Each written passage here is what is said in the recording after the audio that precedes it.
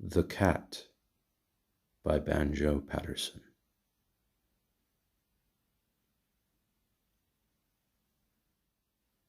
Most people think that the cat is an unintelligent animal, fond of ease, and caring little for anything but mice and milk.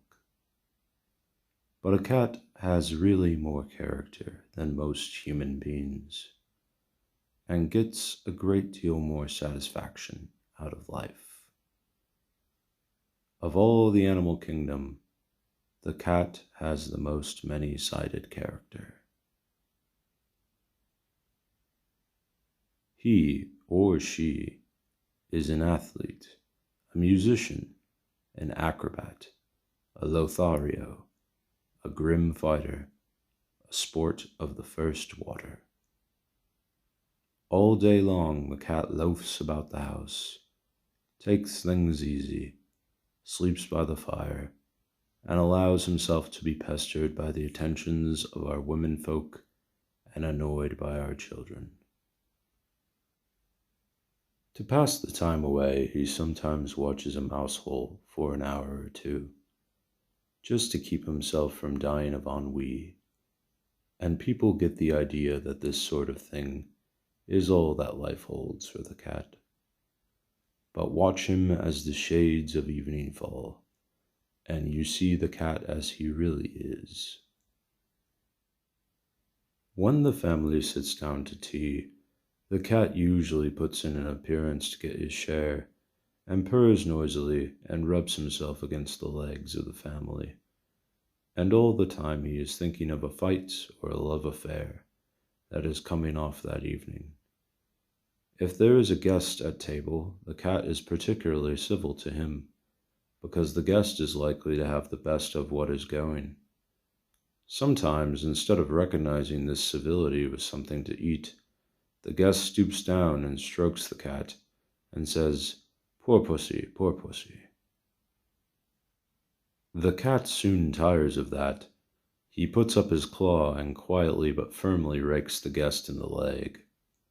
"Ow," says the guest. "The cat has stuck his claws into me." The delighted family remarks, "Isn't it sweet of him? Isn't he intelligent? He wants you to give him something to eat." The guest dares not to do what he would like to do, kick the cat through the window. So, with tears of rage and pain in his eyes, he affects to be very much amused, and sort out a bit of fish from his plate, and hands it down. The cat gingerly receives it, with a look in his eyes that says, "Another time, my friend, you won't be so dull of comprehension," and purrs maliciously as he retires to a safe distance from the guest boot before eating it. A cat isn't a fool, not by a long way. When the family has finished tea and gathers round the fire to enjoy the hours of indigestion, the cat slouches casually out of the room and disappears. Life, true life, now begins for him.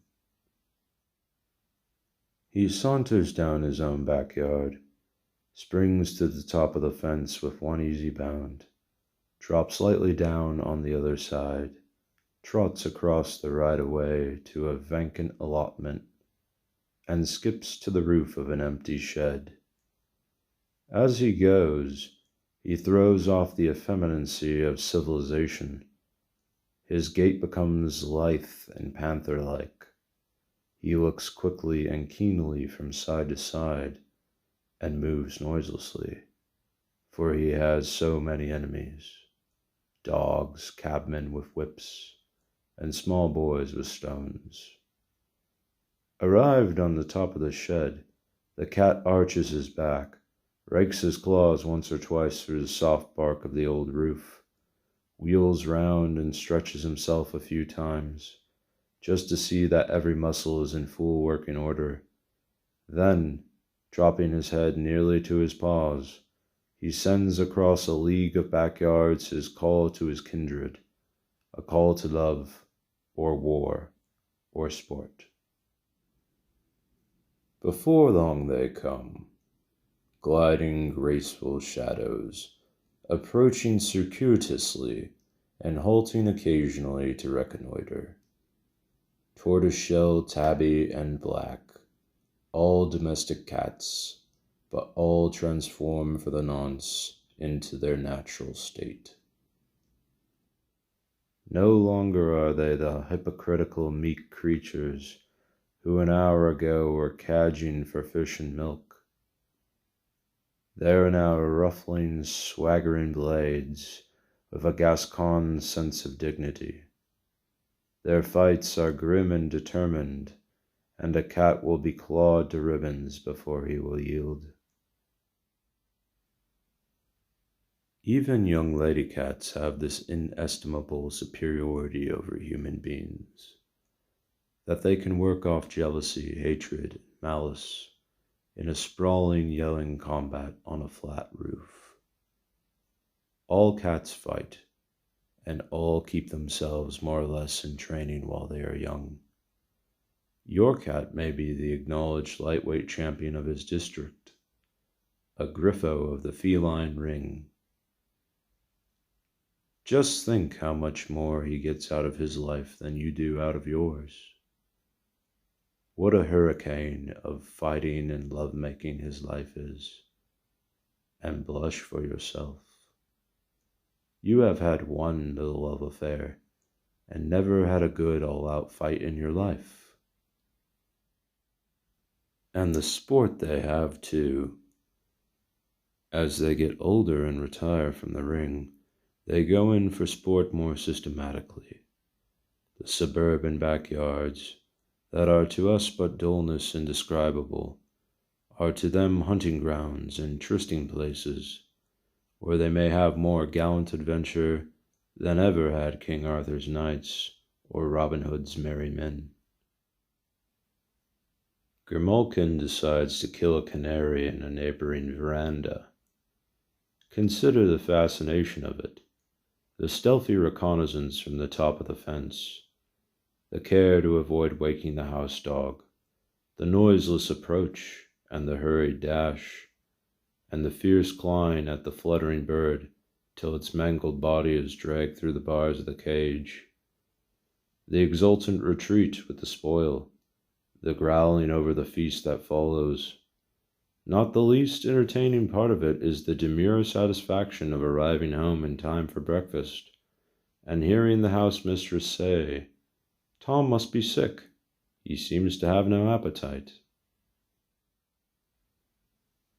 It is always leveled as a reproach against cats that they are more fond of their home than of the people in it. Naturally, the cat doesn't like to leave his country, the land where all his friends are, and where he knows every landmark. Exiled in a strange land, he would have to learn a new geography, to exploit another tribe of dogs, to fight and make love to an entirely new nation of cats. Life isn't long enough for that sort of thing. So, when the family moves, the cat, if allowed, will stay at the old house and attach himself to the new tenants. He will give them the privilege of boarding him while he enjoys life in his own way. He is not going to sacrifice his whole career for the doubtful reward which fidelity to his old master or mistress might bring.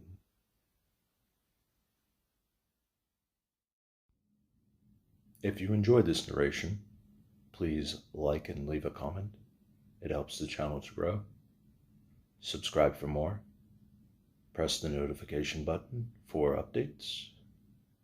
And as always, thank you for listening.